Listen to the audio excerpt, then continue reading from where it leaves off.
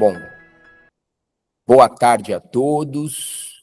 Espero que todos aqui estejam bem e todos sabem, né? São bem-vindos aqui à nossa reunião da disciplina de endocrinologia do esporte e do exercício da Unifesp, que é realizada normalmente nesse horário, da 1 às 2 da tarde, todas as segundas-feiras. E hoje tenho o prazer de apresentar aqui a enfermeira Mariana Roque, doutoranda, e ela vai falar para a gente sobre adaptação cultural de ferramenta de avaliação do sofrimento emocional associado ao diabetes tipo 2.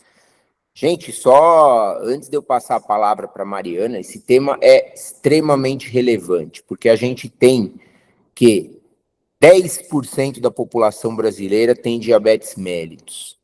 E a gente sabe, isso aí dá mais ou menos 20 milhões de pessoas, tá? Estimativa. E a gente sabe que 90% desses indivíduos com diabetes têm diabetes tipo 2, né? Esses números são para adultos. E é um tema bem prevalente, né, Mariana? E a gente sabe que o diabetes tipo 2, ele acompanha muito o aumento, o crescimento da obesidade aí. Então, é muito frequente nos nossos consultórios, nos nossos ambulatórios, na nossa vida prática. Eu passo a palavra para você e já parabenizo aí pela escolha do tema. É com você. Obrigada. Boa tarde a todos. Então, compartilhando um pouco, eu sou formada pela Unifesp, pela Escola Paulista de Enfermagem, me formei em 2015. Desde então, tenho trabalhado com atenção domiciliar, saí um pouquinho da área também para alguns propósitos espirituais, para ser missionário um tempo, mas principalmente com atenção domiciliar, com visita domiciliar. E entrei no mestrado na Unicamp em 2024. Então, iniciei o mestrado com um projeto para a gente entender como o autocuidado, o gerenciamento do diabetes pode afetar o desenvolvimento de demência, de um quadro demencial em idosos. Então, meu projeto trata sobre isso, a gente vai avaliar parte cognitiva, parte emocional, conhecimento em saúde de cada um dos idosos. E em 3 momentos eu entrevisto eles, com a ajuda de outras enfermeiras, estudantes de enfermagem, para ver como está também a hemoglobina glicada, o controle do diabetes, a parte de triglicéridos, colesterol. Então, esse é o meu projeto, era de mestrado, eu fiz a transição para o doutorado, agora estou no doutorado estudando sobre isso, e para fazer essa transição interna, precisava ter um artigo publicado. Então, nós publicamos um artigo sobre uma das ferramentas, que tem um dos questionários, né, da minha pesquisa, é sobre a escala de sofrimento emocional dos pacientes diabéticos. Então, é uma escala que existe desde 2005, e aí o autor atualizou, minha professora participou da atualização, aliás, da tradução do inglês para o português, e agora quando ele atualizou, mudou as perguntas, eu vou falar mais sobre isso, ele solicitou que ela participasse também dessa tradução. Então, eu participei desse projeto e é por isso que estou apresentando isso para vocês. Então, eu vou falar um pouco sobre a tradução, não focando tanto na metodologia, mas vou falar um pouco, mas principalmente sobre o questionário, né? Como ele abrange, a importância. Então, começando aqui, né? Primeiro, queria deixar uma pergunta, né, para nós. Então, pensando em 2 pacientes que apresentam uma hemoglobina glicada de 9,5%, pensando que um deles segue corretamente o tratamento, mas vive angustiado com medo de hipoglicemia, enquanto o outro não consegue manter uma rotina por dificuldade no acesso aos serviços de saúde. Então, ambos com o mesmo controle glicêmico, se a gente pensar uma média, né, um HB de hemoglobina glicada de 9,5, pode dar uma média de mais de 220 miligramas de glicemia. Então, se eles estão em mesmo controle glicêmico, eles vão precisar da mesma abordagem? E aí, vamos entender como usar o questionário em prol disso. Então, pensando no diabetes tipo 2, né, ele vai muito além do controle glicêmico. O cuidado, ele é diário. Muitas vezes o autocuidado, ou às vezes ele é gerenciado por uma pessoa da família, ou um cuidador principal. E aí ele tem alguns aspectos que são clínicos, então controle da glicemia, uso correto dos medicamentos, acompanhamento da hemoglobina glicada, tratamento de de complicações, mas tem aspectos também comportamentais. Então, os hábitos de saúde, atividade física, alimentação, ainda também monitoramento da glicemia.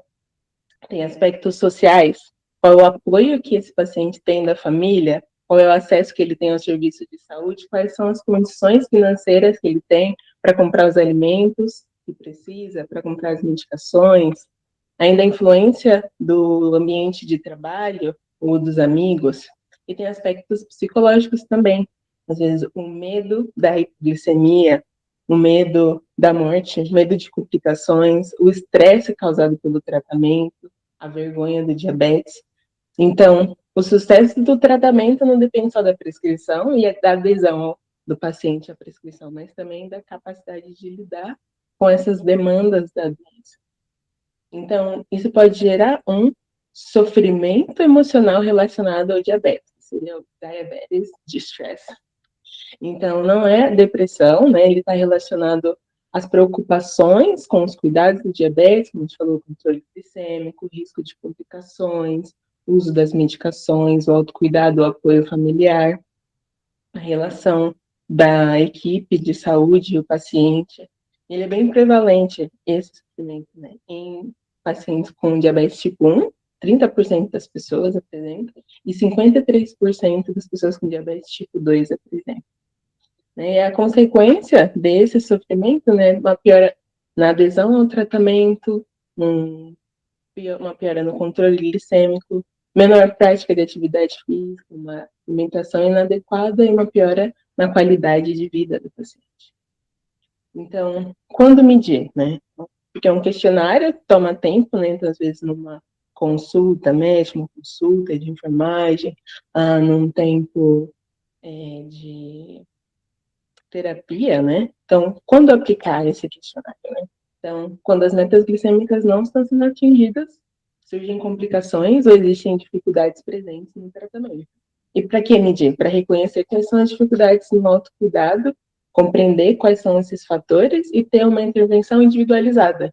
Então, não tratar o paciente diabético como, esse é o paciente diabético com a hemoglobina glicada de tanto, ou esse é o paciente diabético no quadro de obesidade ou com quadro depressivo, é poder ver qual é a necessidade desse paciente, em qual área.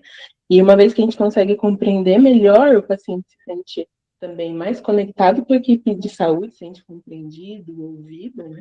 E assim a gente consegue também melhorar os desfechos clínicos. Então, a gente vai falar de duas escalas. A primeira, que existe desde 2005, é a escala de sofrimento emocional relacionado ao diabetes.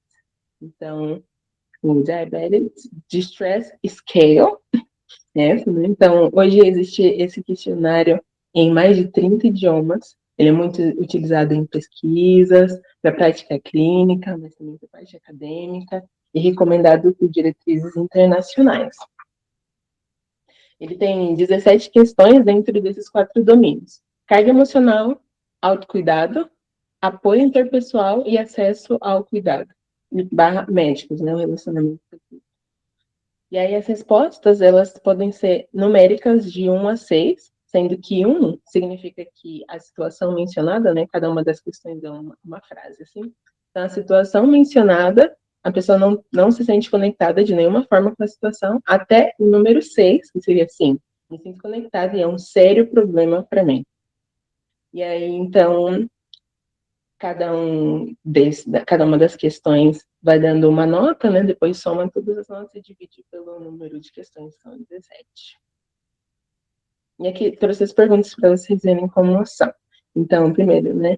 A primeira frase: senti que meu médico não sabe o suficiente sobre o diabetes e sobre seus cuidados.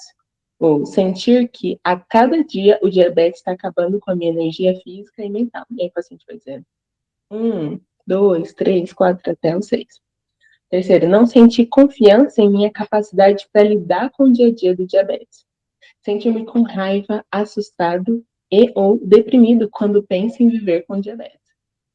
Sentir que meu médico não me dá orientações claras sobre como lidar com o meu diabetes. Sentir que não estou testando os meus níveis de açúcar no sangue com a devida frequência. Sentir que acabarei tendo sérias complicações com o passar do tempo, não importa o que eu faça. Sentir que eu estou falhando com minha rotina do diabetes. Sentir que os amigos ou a família não apoiam de maneira satisfatória meus esforços de autocuidado. Sentir que diabetes controla a minha vida. Sentir que o meu médico não leva suficientemente a sério minhas preocupações. Sentir que não estou seguindo com a devida disciplina um bom plano de refeições. Sentir que os amigos e a família não percebem o quanto pode ser difícil viver com diabetes. Sentir-me arrasado pelas exigências de se viver com diabetes. Sentir que não tenho um médico que possa consultar com regularidade suficiente sobre o meu diabetes. Não me sentir motivado a continuar controlando o meu diabetes.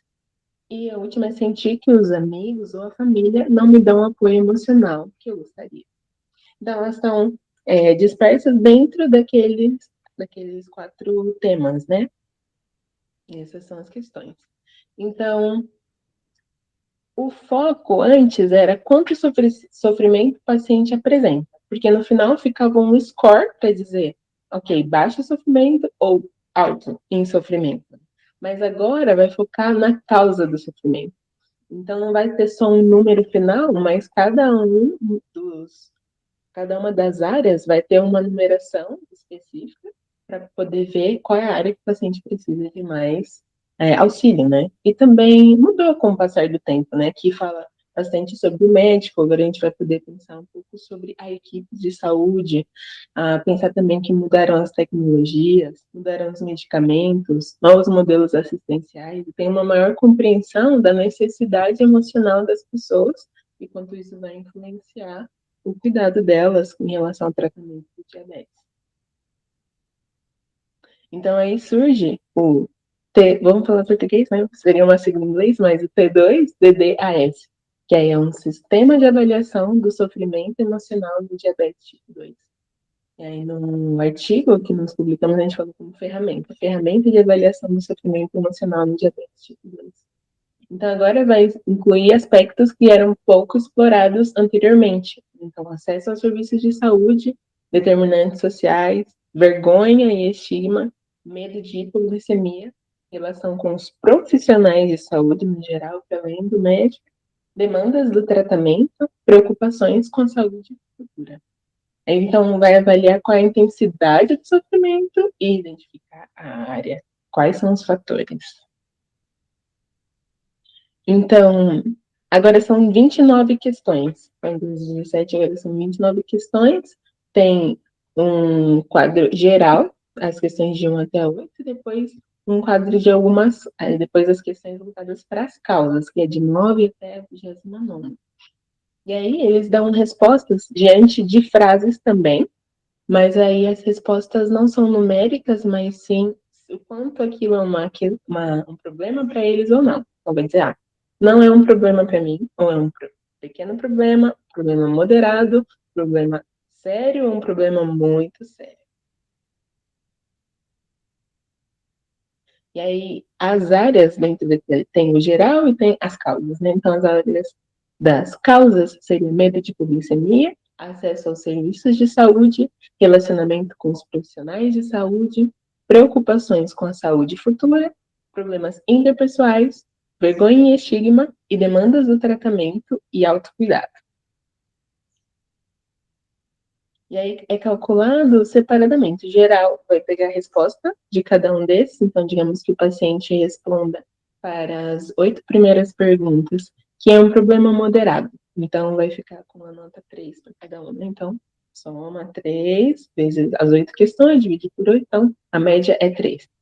Mas para as causas, para cada pergunta, que é de um grupo das causas, né? Então, por exemplo, tem 3 perguntas sobre medo de hipoglicemia. Então, vai somar as respostas, digamos que para uma das perguntas ele disse que era um pequeno problema, outra disse moderado, e a outra disse não é um problema para mim.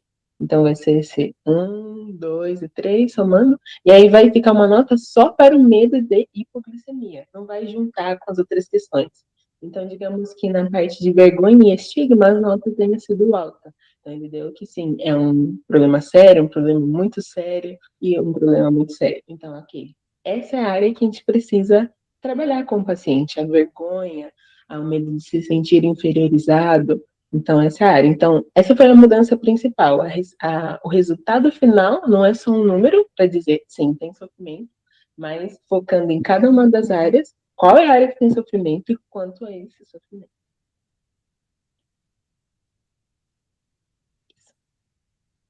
Daí aqui coloquei as perguntas também. As primeiras são no âmbito geral. A primeira, eu me sinto esgotado por toda a atenção e esforço que o diabetes exige de mim. A segunda, fico incomodado que o diabetes controle a minha vida. Terceira, mesmo quando eu faço o máximo para o tratamento do diabetes, parece não fazer diferença e fico frustrada. A quarta, não importa o quanto eu me esforço em relação ao diabetes, sinto que nunca será o suficiente. A quinta, estou muito cansado de ter que me preocupar com diabetes o tempo todo. A sexta, quando se trata do meu diabetes, eu frequentemente me sinto um fracassado. A sétima, eu fico depressivo quando me dou conta de que terei diabetes para sempre. A oitava, viver com diabetes é um fardo para mim. A nona, eu me preocupo em não poder pagar pelo meu tratamento, medicamentos ou cuidados para o diabetes. Aí depois, a nona já entrou num dos aspectos, até coloquei uma legendinha. Nossa, ficou distante, né? No acesso aos serviços de saúde vai ser sempre esse prédiozinho. O medo de polissemia vai ser a gotinha de sangue. Os profissionais de saúde vai ser esse profissional amarelinho. A preocupação com a saúde futura, o coração. Os problemas interpessoais, a família. Vergonha vai ser esse rapaz mais deprimido, oprimido aqui. E as demandas do tratamento vai ser a descriçãozinha.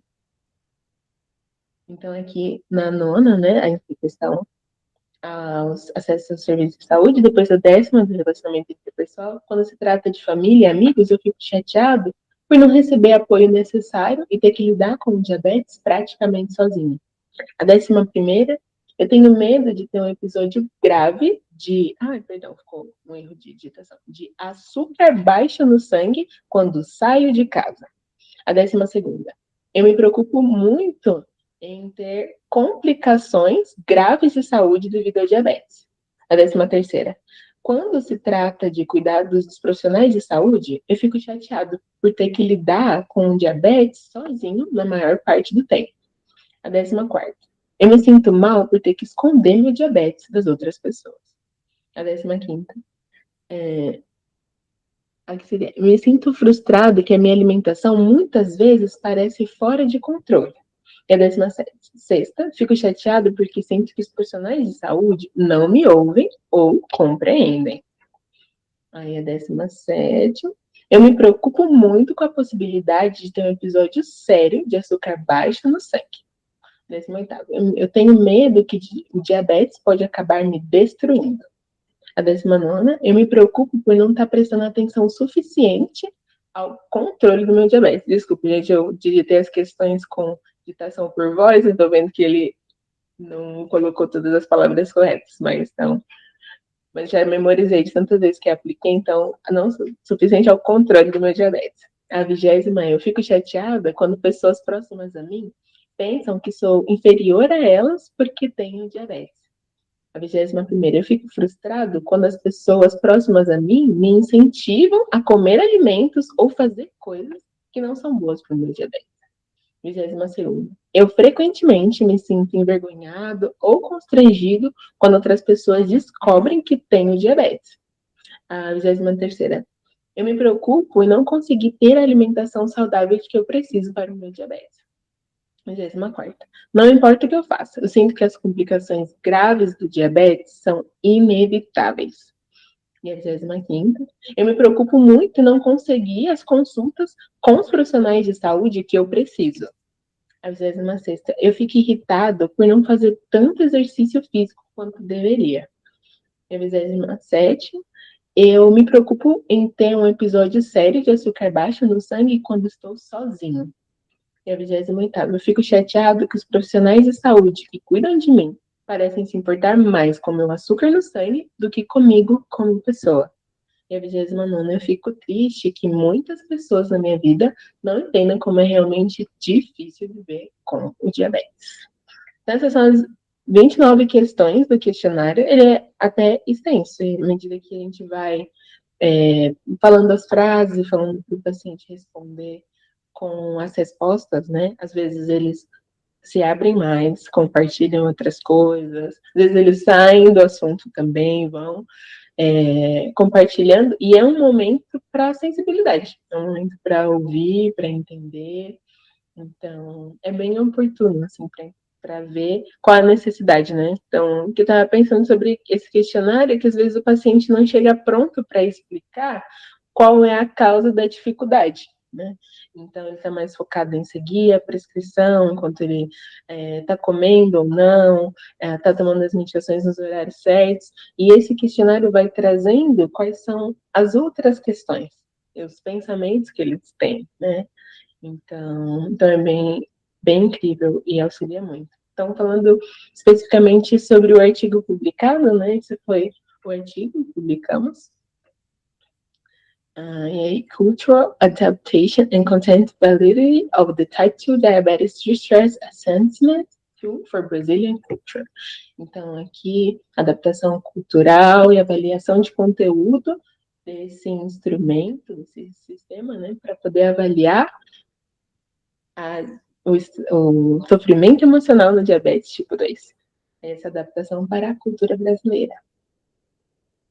Então, o objetivo era poder ter um instrumento válido, agora atualizado, né, pensando culturalmente adequado, pensando nas questões, ok, tem os profissionais, quais são os profissionais que estão envolvidos, né, então, para além do médico, vamos deixar isso contextualizado, né, agora também tem as consultas de enfermagem, eles precisam de acesso aos serviços de saúde para pegar o aparelho de glicemia, para retirar os materiais do SUS, então precisava ter essa adequação cultural, tanto ao sistema de saúde do Brasil, quanto também às palavras, à tradução, então semanticamente adequado ao original e aplicável na prática clínica e na pesquisa, né? Então, as etapas, depois eu vou discorrer um pouco melhor, que eles estão duplicadas, mas isso. Então, a etapa foi primeiro uma tradução, e aí são 2 tradutores bilíngues traduzindo o instrumento separadamente, né, de forma independente, do inglês para o português.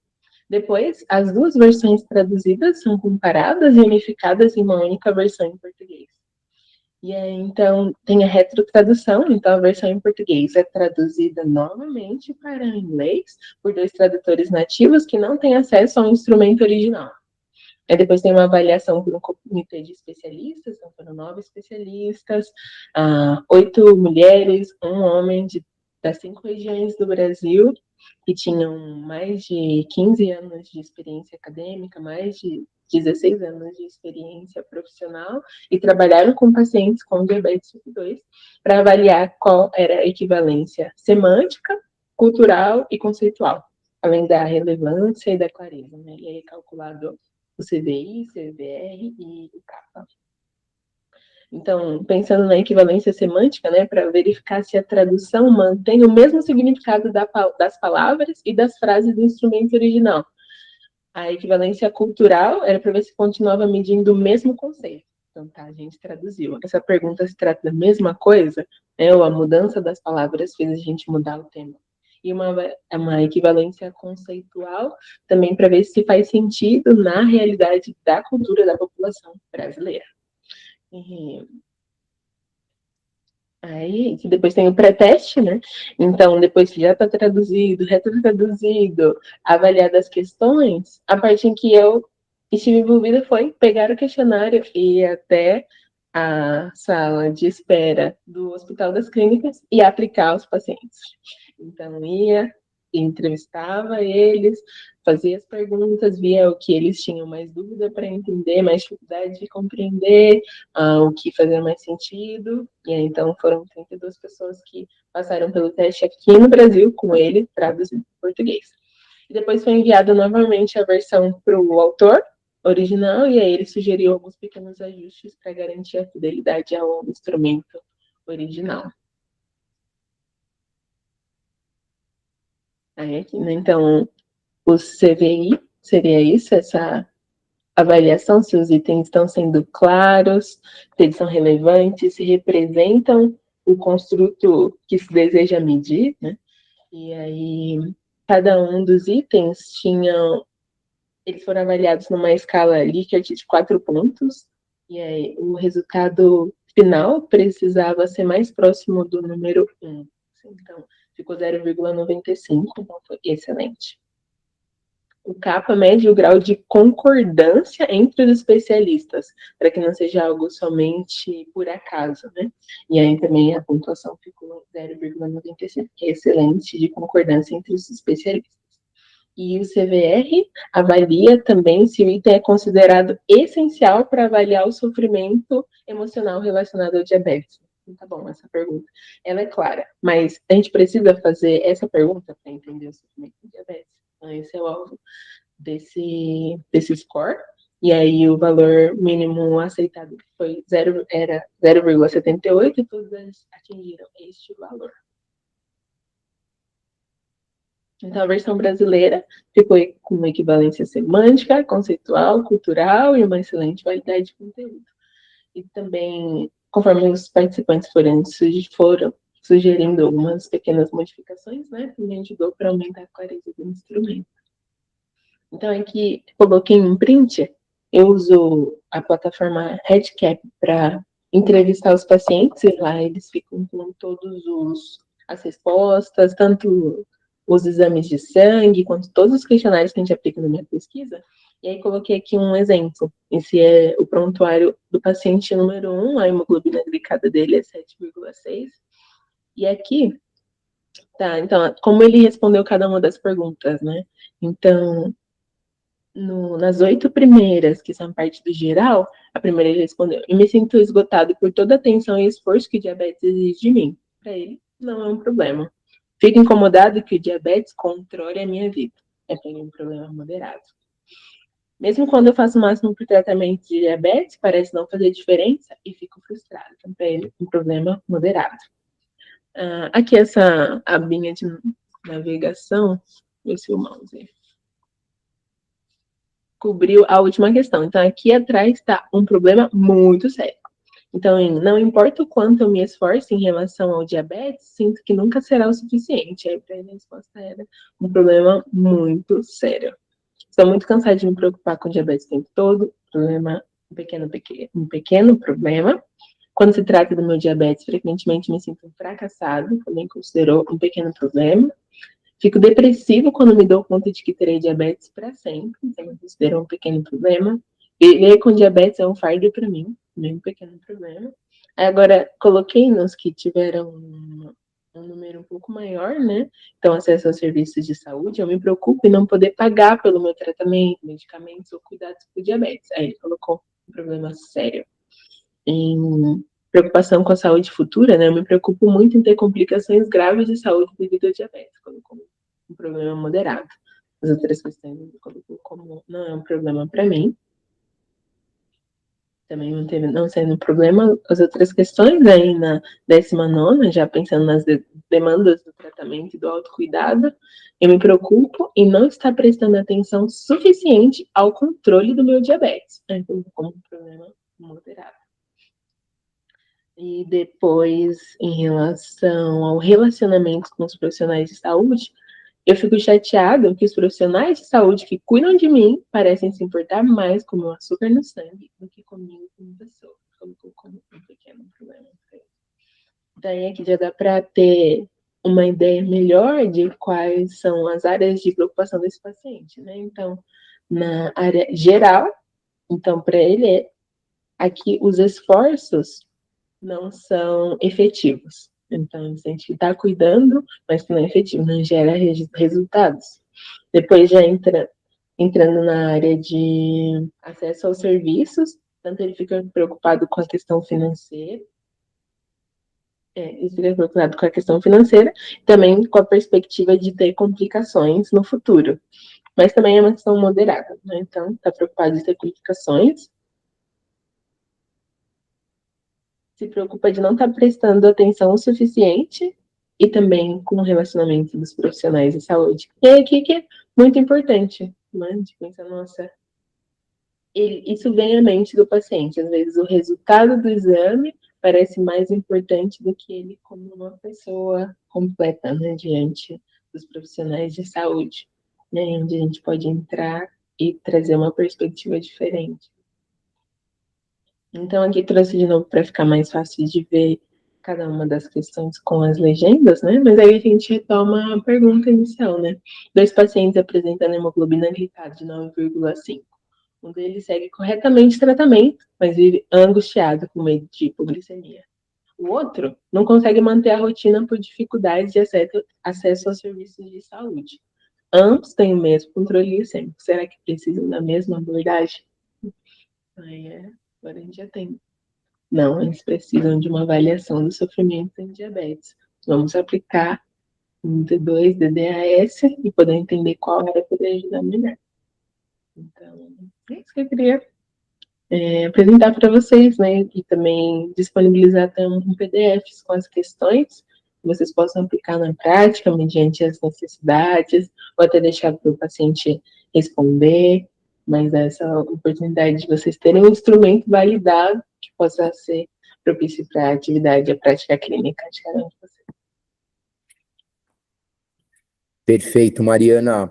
Eu gostaria de, primeiro de tudo, te agradecer pela explanação, foi muito clara, foi muito proveitosa no sentido de você ter transmitido muitos dados, né, do trabalho que vocês vêm fazendo em um curto espaço de tempo. Isso é ótimo, né? Dá mais tempo para a gente discutir aqui. E eu queria levantar um dado aqui que é muito interessante e vai muito na linha da pesquisa de vocês, né? A gente trabalha pela Sociedade Brasileira de Diabetes. Eu sou o subcoordenador do departamento de pré-diabetes. E a gente tem muito problema com o fato das pessoas aqui no nosso país elas negligenciarem o pré-diabetes. Isso vale para médicos e vale para médicos não especialistas e vale para público leigo também. E a gente tem estudado, né, e algumas das conclusões que a gente tem chegado é o seguinte: o pre-diabetes, do inglês, para a população norte-americana, para a população britânica, por exemplo, que é a língua mãe deles, eles entendem que você já tem que tomar alguma atitude, né? Pelo menos com mudança de estilo de vida, tudo, porque o pré-diabetes está ligado já às complicações, ela não é uma pré-doença, é um diabetes inicial. Enquanto que, para a língua portuguesa, e assim, culturalmente aqui para o Brasil, pré significa que você não tem o problema ainda e, portanto, você não precisa se preocupar. E eu canso de ver os pacientes, eles chegam no consultório, né, da gente, eles pegam o exame e falam, o médico falou que eu só tenho um pré-diabetes. Joga o exame ali, falam, não, putz, você precisa reconstruir, né, todo o conceito ali para aquela pessoa, até você sentir que ela está convencida que ela precisa tratar. Então, eu entendo aí como é difícil. Eu estou falando de um termo só, hein? Agora, imagina para vocês aí, que tem tanta informação, né? É um negócio difícil, dá trabalho para caramba. E com isso, assim, eu creio que o seu trabalho tem que ser muito, muito, muito valorizado nesse sentido, tá? Eu vou abrir o espaço aqui para as perguntas agora. E como eu não estou vendo nenhuma mãozinha levantada por enquanto, eu vou fazer uma pergunta, já o pessoal vai aquecendo os motores aí, tá bom? Mariana, a gente sabe que o objetivo do estudo mesmo é fazer essa adaptação cultural, ponto. Você atingiu todos os objetivos aí, na minha opinião, tá excelente. Agora, sob o ponto de vista prático, uma coisa que fica na ideia do profissional da saúde, pelo menos ficou na minha, né, é de que a partir do momento que você tem esse questionário já do paciente, que foi validado por vocês, etc., aquele paciente com 9,5 de glicada, seja por uma causa, por um problema ou por outro, você vai ter uma atitude em relação àquilo, no intuito de minimizar o sofrimento desse paciente. Eu imagino que isso traga no futuro o seguinte fruto, o seguinte benefício. melhorar a adesão dessa pessoa, para que Uhum. tenha um melhor controle glicêmico e um melhor controle de saúde como um todo, né? Você minimiza o sofrimento, pô, isso aí já é algo fantástico, assim.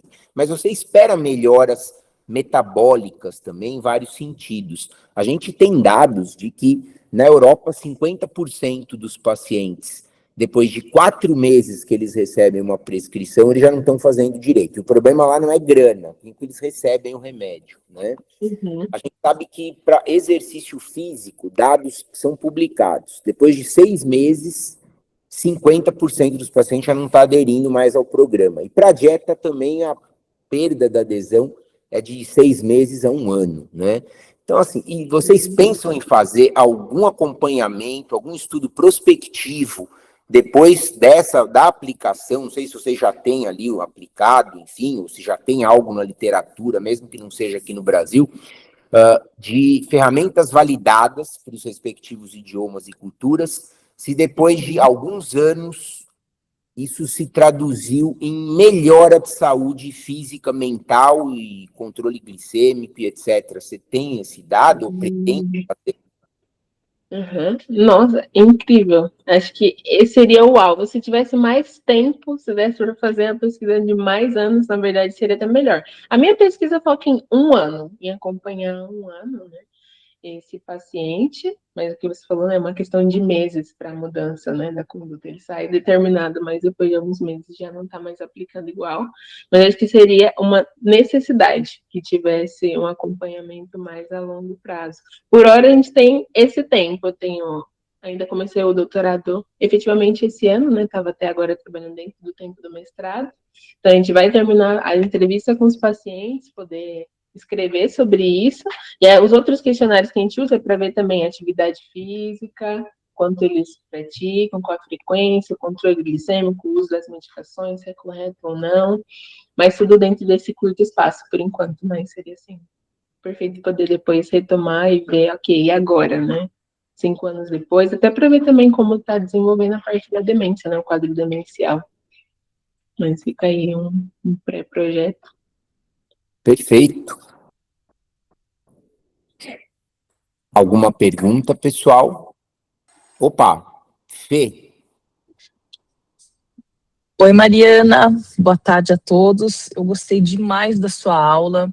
Eu queria fazer uma pergunta que talvez você tenha falado e eu perdi a informação no meio do caminho. Me tocou muito porque, assim, eu atendo né, várias pessoas com essa doença, mas tem duas especificamente que me causam uma angústia de ver o sofrimento, né, delas. São duas pessoas que têm diabetes do tipo 1, e como aquilo que você falou no começo, assim, como a doença acaba ditando mesmo uma grande parte da rotina e causa um grande sofrimento, né? Quando é aplicado esse questionário, eu queria saber assim, eu vi, né, que no seu doutorado foi você e mais duas colegas que aplicaram, mas na nossa prática, assim, de rotina, qual que seria a indicação, né, qual profissional faria esse questionamento? Eu pergunto isso porque, por exemplo, no meu consultório, eu não tenho acesso, né, a uma equipe de enfermagem. Eu trabalho muito mais com médicos, até com psicólogos, e uma vez que a gente tem enfim, eu queria saber quem faz aquele diagnóstico, né? Aparece aqueles símbolozinhos, aí você encaminha para cada tipo de profissional, pelo que eu entendi, mas quem poderia, na nossa prática de consultório, iniciar esse tipo de abordagem? Sim. Então, eu acho que esse é um questionário que ele requer um pouco de tempo, ainda mais, acho que no caso dessas duas pacientes que você mencionou, às vezes o que elas expressam toma tempo para se ouvir, né? Mas para ser efetivo mesmo, ele precisava ser aplicado mediante a necessidade. Às vezes é o médico que precisa dessa resposta. Às vezes é o psicólogo que precisa dessa resposta, mas que cada profissional pudesse ter ele disponível, assim, para aplicar mediante a necessidade, porque dirige, para ser áreas mais específicas, né? Então, às vezes, a pessoa está trazendo muitas coisas, digamos, às vezes o paciente fala muito sobre alguém da família e comenta, e a gente não consegue entender qual é a dificuldade que ele tem no acompanhamento do diabetes. Então, é bom que esse questionário já vai levar, tá bom, essa é a dificuldade, é a hipoglicemia. Ou o problema é a família mesmo, mas às vezes a questão é financeira. Então, o meu alvo, poder deixar com vocês o PDF e, assim, aplicar, tá bom, é nessa consulta que a gente vai falar. E talvez, se para ficar mais fácil, mais curto, mais dinâmico, vou focar nas áreas que parecem que são um problema e a gente consegue identificar, já que ele não dá um score geral, ele dá um score dentro das áreas, né? Coloquei esses desenhos para facilitar, mas no geral ele é totalmente em branco, tanto que pode ser que a pessoa mesma preencha, né? Então, se for o caso, ela levar e voltar depois com ele preenchido, se isso facilita a rotina, né? Ou se é uma consulta de enfermagem, pode ter mais tempo, mas seria para que cada profissional pudesse usar essas respostas, né? Para nos dar respostas de onde direcionar. Então, de fato, o médico, o psicólogo, o enfermeiro podem estar aplicá-las, né? Mas também uma reflexão de onde há mais tempo para isso, porque ele é um questionário que pode levar uma conversa longa, mas a gente precisa cortar. Então, tá bom, entendi. Agora a próxima pergunta. Não sei o que vocês acham. Tá, joia. Obrigada. Essa pergunta da Fê é bem interessante, né, Mari? Porque, assim, existem dados mais antigos, né, de que uma consulta do SUS gerava em torno de 10 minutos, né? Hoje tem até algumas evidências que, dependendo do local do país, dura 15 a 20 minutos, dependendo da especialidade, mas existem esses dados de média de 10 minutos. Fica muito difícil para o profissional ali, né? Estou falando de consulta médica, no caso, para ele lidar com tantos detalhes assim para um paciente complexo, né? Que é esse paciente que, além do diabetes, tem as complicações crônicas que ele tem que avaliar e etc. Então, assim, essa pergunta da Fê, ela é bem pertinente mesmo nesse sentido e, pelo que eu entendi, você comentou assim de repente, no serviço no qual você está, talvez a sugestão seja triar para um ou outro paciente fazer esse questionário, que não daria para fazer para todos os pacientes com a doença, né? É mais ou menos isso que você quer? Sim, acho que poder, é como fala, né? Quando medir, quando há as complicações e quando não está sendo efetivo. Então, só as orientações, aí o paciente vai para casa, quando volta, não teve uma melhora, não está tanto nos exames, né? No acompanhamento ali das anotações da glicemia durante o dia. Então, ok, esse é o paciente que tem alguma questão aqui. Vamos ver se ela é emocional ou se a gente consegue achar com o questionário, se é mais uma questão da aplicação, às vezes é a aplicação, não, no caso da aplicação, quem está aplicando, a dosagem, mas é uma questão prática. Então, acho que poder sondar dessa maneira, mesmo que vai fazer focando em algumas áreas, então estou vendo mais em relação ao medo, vamos focar na hipoglicemia, as questões falam de hipoglicemia, vejo que é uma paciente mais humilde, então vamos focar no acesso aos serviços de saúde, ou alguém que não fala tanto, será que ela não se sente compreendida pelos profissionais? Vou focar nessas perguntas. Eu uso meu tempo, meu pouco tempo. E às vezes precisa encaminhar para outro serviço, né? De acompanhamento do grupo de diabetes, então UBS, às vezes precisa de mais suporte também. Perfeito. Você separa bem aí no seu comentário o mundo real e o mundo ideal, né? E aí eu vou fazer uma provocação para você agora. Eu tenho a minha resposta já, tá? Mas no mundo ideal, o médico que tem 1 hora de consulta com o paciente com diabetes tipo 2, ele poderia fazer esse questionário ou ele seria obrigado a fazer esse questionário, na sua opinião? O que tem 1 hora de consulta? Ele pode ou ele deve fazer, na sua humilde opinião aí também? Eu acho que pode. Eu acho que ele pode. Na Porque minha opinião, ele deve fazer mesmo, sim. Ele deve fazer com certeza, sim, porque ajuda demais a gente a imagina, né?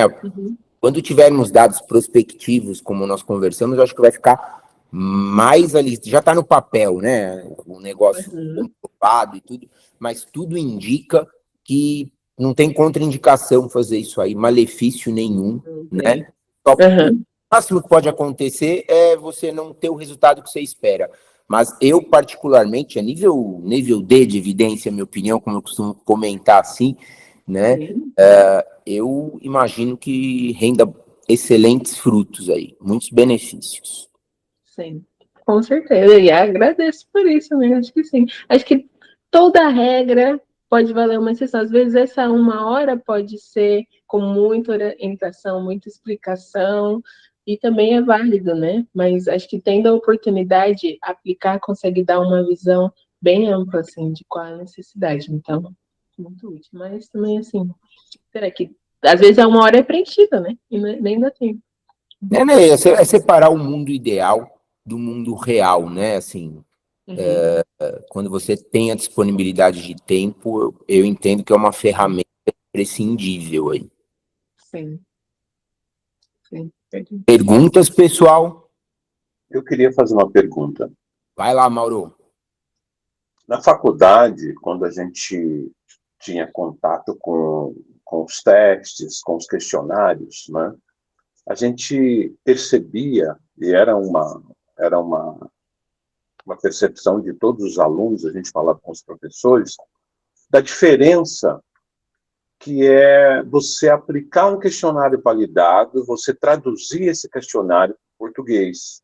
Então, a gente sentia que perdia muito e que a gente sentia a necessidade de ter os nossos questionários, os nossos testes, né? Ter profissionais brasileiros, porque, assim, culturalmente, né, tem muita coisa envolvida nisso, do meio, do já social, da cultura do indivíduo.